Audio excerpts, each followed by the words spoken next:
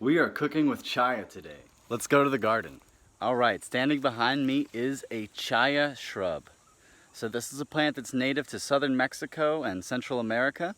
And it's used for these leaves that are super high in nutrition.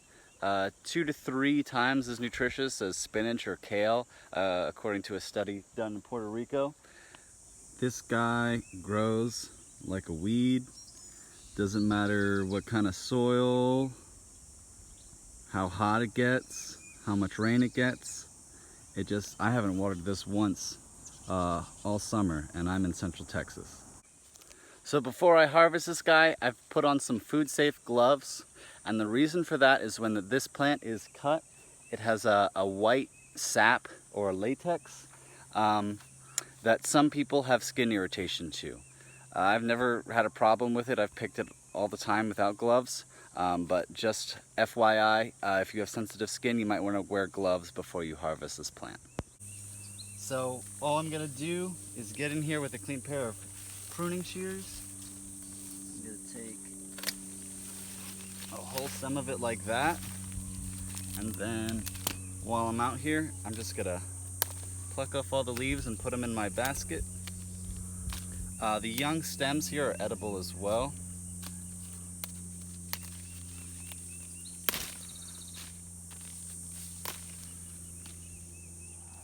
You can see that when I break these leaves off, that's the milky sap that you want to watch out for.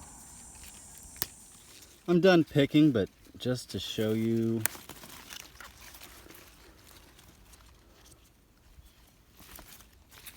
like I said, I don't find it irritating, but it's mostly just kind of sticky and icky and stays in your hands and makes them feel sticky and gross. Usually peanut butter does a pretty good job of taking it off. So now I've got a basket of chaya leaves and some stems as well. Chaya does make a white flower that will sometimes rarely make a seed, but seeds are rare even in tropical climates where it's native to. Instead, most of the time when we're propagating chaya, we're going to use cuttings. So don't throw away these stems. I'm going to show you how to make cuttings of chaya right now. So I've got the stems right here, and I'm just going to cut them to be about, 6 to 10 or 12 inches long. And then I've filled a small paper cup with rooting hormone, just to keep the rest of it in the container clean. And you can just dip it in and stick it into your medium. I'm using a potting mix mixed with a little bit of sand for drainage. And make sure that you remember which side is the top. So this is the top, this is the bottom. So we'll probably cut this again.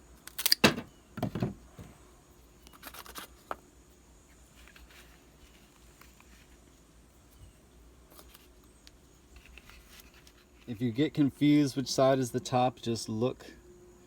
Here you can see where the leaf was, and then above it is what's going to grow into a new stem. So the stem is going to be on top of where the leaf node was. Also, it's skinnier on top than it is at the base.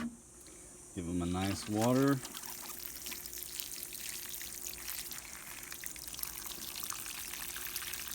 Alright, now that these guys are nice and wet, I'm just going to take a plastic grocery bag and just sort of cover the bag and then tie it here to make a little humidity tent, and that keeps all the humidity inside so that they can make roots. And you can just put this in a shady place outside or inside. These do not need sun, they don't have any leaves. Make sure that you remove all leaves before taking the cuttings, or they'll lose too much moisture and not be able to root. Alright, that is it for part 1. Join me next time for how to cook with it. If you want to learn a little bit more and a little more details about this plant, check out my website, follow the link. I've written an article about it that you can check out. See you next time.